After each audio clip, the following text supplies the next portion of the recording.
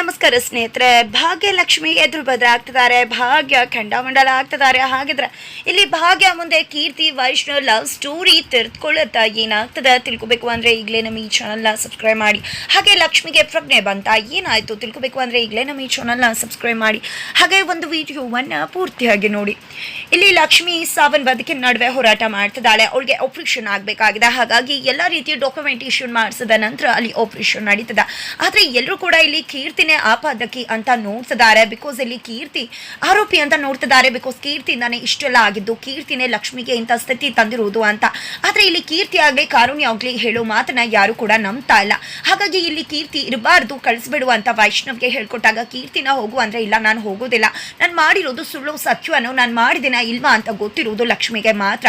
ಹಾಗಾಗಿ ಲಕ್ಷ್ಮಿಗೆ ಬೇಗ ಆಪರೇಷನ್ ಮಾಡಿ ಅಂತ ಹೇಳಿ ದುಂಬಾಲ್ ಬಿದ್ದಿದ್ದಾಳೆ. ಇದರಿಂದ ಇರಿಟೇಷನ್ ಆಗ್ತದೆ, ಹುಚ್ಚಿ ತರ ರಿಯಾಕ್ಟ್ ಮಾಡ್ತಿದ್ದಾಳೆ ಕೀರ್ತಿ. ಆದರೆ ಕೀರ್ತಿಗೆ ಇರೋದು ಗೊತ್ತಿರೋದು ಒಂದೇ, ನಾನು ತಪ್ಪು ಮಾಡಿಲ್ಲ, ನಾನು ಪ್ರಾಣ ಉಳ್ಸೋಕೆ ಹೋಗಿದ್ದು. ಆದರೆ ಲಕ್ಷ್ಮಿಗೆ ಅದು ಮಾತ್ರ ಗೊತ್ತಿದೆ. ಅಂದಮೇಲೆ ಲಕ್ಷ್ಮಿ ಎದುರೆ ಎಲ್ಲ ಕೂಡ ವಿಷಯ ಗೊತ್ತಾಗುತ್ತೆ. ಲಕ್ಷ್ಮಿ ಬೇಗ ಎದೇಳು, ಲಕ್ಷ್ಮಿ ಬೇಗ ಆಪರೇಷನ್ ಆಗಲಿ ಅಂತ ವೆಯ್ಟ್ ಮಾಡ್ತಿದ್ದಾಳೆ. ನಂತರ ಈ ಕಡೆ ಕೀರ್ತಿನ ಎಳ್ಕೊಂಡು ವೈಷ್ಣವ್ ಹೋಗ್ಬಿಡ್ತಾನೆ.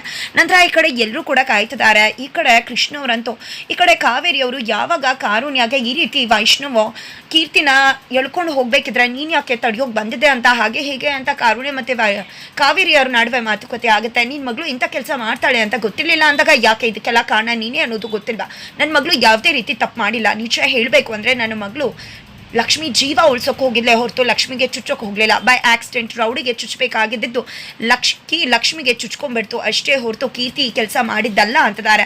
ಆದರೆ ಕಾವೇರಿಯವರು ಕೂಗಾಡ್ತಿದ್ದಾರೆ. ಆದರೆ ಯಾವಾಗಲೂ ಕೂಡ ನನ್ನ ಮೇಲೆ ಆಪಾದನೆ ಹಾಕ್ತೀಯಲ್ವಾ, ನಿನ್ಗೆ ಅದೊಂದೇ ಚಾಳಿ ಇರೋದಲ್ವಾ ಅಂತ ಕಾವೇರಿ ಹೇಳ್ತಿದ್ರೆ ಈ ಕಡೆ ಕೃಷ್ಣ ಅವರು ಸುಮ್ಮನಿರು ಕಾವೇರಿ, ಅದಕ್ಕೆಲ್ಲ ಯಾಕೆ ತಲೆ ಕೆಡಿಸ್ಕೋತೀಯಾ, ಪ್ರೂಫ್ ನನ್ನ ಹತ್ರ ಇದೆ, ಇದನ್ನೆಲ್ಲ ಕೀರ್ತಿನೇ ಮಾಡಿಸಿದ್ದು ಅಂತ ಅದೇ ರೌಡಿಗಳು ಹೇಳಿದ್ದಾರೆ, ನೀನು ಯಾಕೆ ಮಾತಾಡ್ತೀಯಾ, ಕೂಲ್ ಡೌನ್ ಆಗುವ ಅಂತ.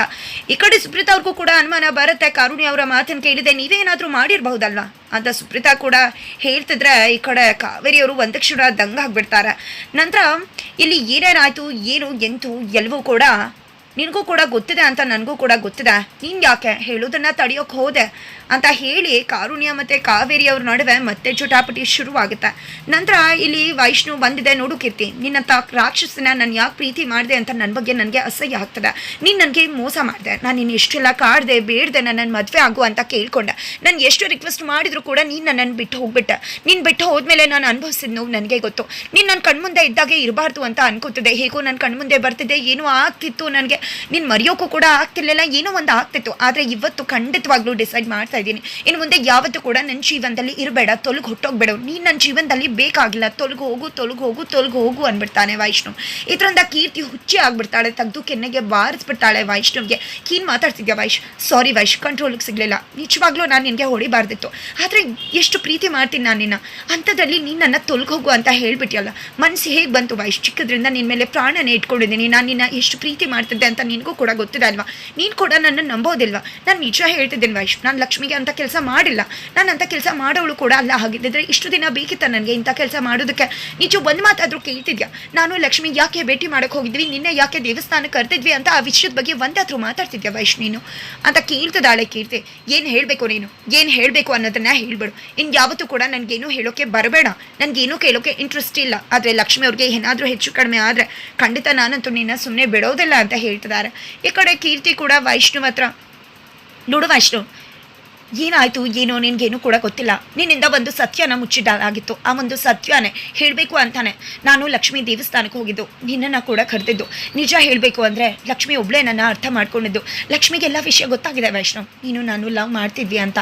ಹಾಗಾಗಿ ಇಬ್ಬರು ಜೀವ ನಿನ್ನ ಕೈಲಿದೆ, ಇಬ್ಬರು ಹುಡುಗಿರು ಕೂಡ ನಿನ್ನೆ ಪ್ರೀತಿ ಮಾಡ್ತಿದ್ದಾರೆ, ನಿನ್ನೆ ಆರಾಧಿಸ್ತಿದ್ದಾರೆ. ಅದಕ್ಕೋಸ್ಕರನೇ ಮೂವರು ಕೂಡ ಭೇಟಿ ಮಾಡಿ ಯಾವುದೋ ಒಂದು ಸತ್ಯ ಮುಚ್ಚಿಟ್ಟಿರೋ ಸತ್ಯನ ನಿನ್ನ ಮುಂದೆ ರಿವೀಲ್ ಮಾಡಬೇಕು ಅಂತ ನೀನು ಯಾವಾಗಲೂ ಹೇಳ್ತಿದ್ದೆ ಅಲ್ವಾ, ನಾನು ನಿನ್ನನ್ನು ಬಿಟ್ಟು ಹೋದೆ ಅಂತ. ಆದರೆ ಯಾಕೆ ಬಿಟ್ಟು ಹೋದೆ ಅನ್ನೋ ಸತ್ಯ ಗೊತ್ತಿದೆಯಾ, ಆ ಸತ್ಯ ಹೇಳಬೇಕು ಅಂತಾನೆ ನಿನ್ನನ್ನು ದೇವಸ್ಥಾನದ ಹತ್ರ ಕರೆದಿದ್ದು. ಅದಾದ ನಂತರ ನೀನು ಏನು ತೀರ್ಮಾನ ತಗೋತೀಯಾ, ನಮ್ಮಿಬ್ಬರ ಜೀವನದಲ್ಲಿ ಏನಾಗುತ್ತೆ ಎಲ್ಲವೂ ಕೂಡ ನಿನ್ನ ಕೈಯಲ್ಲೇ ಇತ್ತು ವೈಷ್ಣವ್ ಅಂತ ಕೀರ್ತಿ ಹೇಳಿದ ತಕ್ಷಣ, ಏನು ನೀನು ನನ್ನ ಬಿಟ್ಟು ಹೋದಕ್ಕೆ ಕಾರಣ ಆಯ್ತಾ, ಏನದು ಅಂತ ವೈಷ್ಣವ್ ಕೇಳ್ತಿದ್ದಾನೆ. ಈ ಕಡೆ ಕೀರ್ತಿ ಹೇಳೋಕೆ ಮುಂದಾಗ್ತಿದ್ದಾಳೆ, ಇವತ್ತು ನಿನಗೆ ಆ ವಿಷಯ ಗೊತ್ತಾಗಲೇಬೇಕು, ನಾನು ನೀನು ಕೇಳದೆ ಇದ್ರೂ ಪರವಾಗಿಲ್ಲ, ನಾನು ಹೇಳ್ತೀನಿ ಅಂತ ಹೇಳಿ ಕೀರ್ತಿ ಹೇಳೋಕೆ ಮುಂದಾಗ್ತಿದ್ದಾಳೆ. ಅಷ್ಟರಲ್ಲಿ ಆ ಕಡೆ ಲಕ್ಷ್ಮಿ ಅಕ್ಕಮ್ಮ ಭಾಗ್ಯ ಹಾಗೆ ಅವ್ರ ತಂದೆ ಬರ್ತಾರೆ. ಬಂದಿದ್ದೆ, ನನ್ನ ಲಕ್ಷ್ಮಿಗೆ ಏನಾಯಿತು, ನನ್ನ ಕಣ್ಮುಂದೆನೇ ನನ್ನ ಲಡ್ಡುಗೆ ಏನಾಗೋಯ್ತು, ನಾನು ಎತ್ಕೊಂಡು ಅಕ್ಕಮ್ಮ ನನ್ಗೆ ಯಾರು ಏನೂ ಕೂಡ ಹೇಳಿಲ್ಲ, ಏನಾಗೋಯ್ತು, ಎಲ್ಲದಾಳೆ ನನ್ನ ಲಡ್ಡು ಅಂತ ಕೇಳ್ತಿದ್ರೆ ಅವಳಿಗೆ ಆಪ್ರೇಷನ್ ಆಗ್ತದೆ ಅಂದ ತಕ್ಷಣ ಗಾಬರಿ ಆಗುತ್ತೆ ಭಾಗ್ಯಗೆ.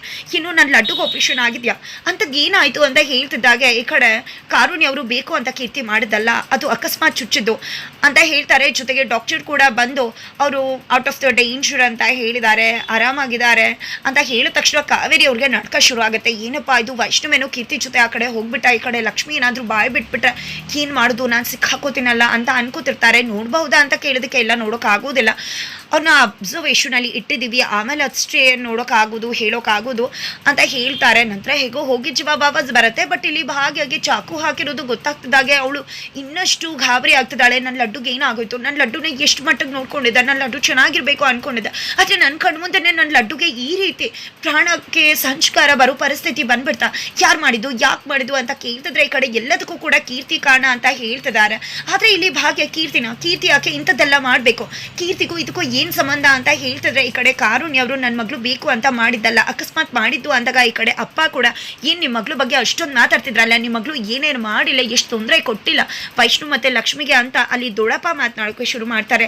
ಏನು ನಡೀತಿದೆ, ನನ್ನ ಕಣ್ಣ ಮುಚ್ಚಾಲೆ ಇಲ್ಲಿ ಏನೋ ಆಗ್ತಿದೆ, ನನ್ನ ಬೆನ್ನಿಂದ ಏನೋ ನಡೀತಿದೆ, ನನ್ನಿಂದಾನೇ ಏನೋ ವಿಷಯ ಮುಚ್ಚಿಡ್ತಿದ್ರೆ, ಏನೋ ಆಗಿದೆ ಇಲ್ಲಿ ಏನು ಅಂತ ಹೇಳಿ ನನಗೆ ಗೊತ್ತಾಗಲೇಬೇಕು, ನನ್ನ ಲಡ್ಡು ಜೀವನದಲ್ಲಿ ಏನಾಗ್ತಿದೆ ಅಂತ ಹೇಳಿ ಇಲ್ಲಿ ಭಾಗ್ಯ ಕೆಂಡಕ ಆಡ್ತಿದ್ರೆ ಆ ಕಡೆ ಲಕ್ಷ್ಮಿ ಸಾವು ಬದುಕಿನ ಹೋರಾಟದಿಂದ ಜಯಿಸಿ ಬಂದಿದ್ದಾಳೆ, ಆದರೂ ಕೂಡ ಅಬ್ಸರ್ವೇಷನ್ ಎಲ್ಲಿದ್ದಾಳೆ.